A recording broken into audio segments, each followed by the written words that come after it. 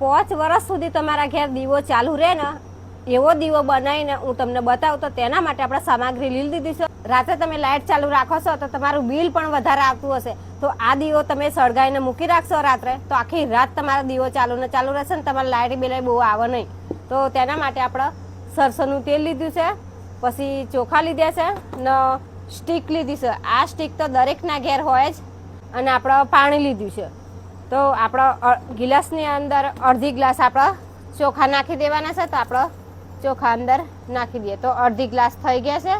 તો આપણે આટલા ચોખા લીધા છે અને પાણી અંદર નાખવાનું છે. તો આપણે પાણી નાખી દઈએ.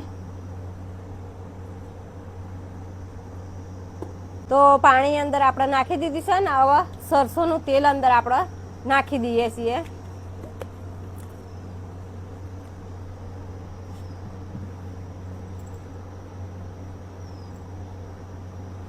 તો આટલું આપણે સરસોનું તેલ અંદર નાખવાનું છે ને તો આપણા સ્ટીક લીધી છે એને આપણે આ રીતના પલાળી દેવાની છે ને પછી આપણે ગિલાસની અંદર આ સ્ટીકના હું જે રીતના રોપું ને એ રીતના તમારે રોપી દેવાની છે. તો આટલા લગી તમારે રોપી દેવાની છે ને હવે પછી આપણે એને સળગાવશું. દિવાસળીથી નથી સળગાવવાનું, નકર દિવાસળીથી બહુ બધી આપણે મહેનત કરવી પડશે. તો હજી આપણે સળગની એટલે તેના માટે આપણે લાઇટર લીધું છે. તો લાઇટરથી આપણે સળગાવીએ એને.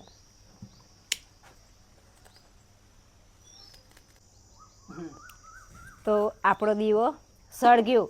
તો આ દીવાની અંદર તમારે તેલ નથી નાખવાનું, કોઈ કશું નાખવાનું નથી. હવે પછી ને આ દીવો તમારી રૂમની અંદર તમે મૂકી દેશો તો આજીવન આ દીવો તમારી રૂમની અંદર સળગશે. કોઈ દિવસ ઓલવાય જ નહીં. જે દિવસ તમે ઓલવશો તે દિવસ જ ઓલવાશે આ દીવો.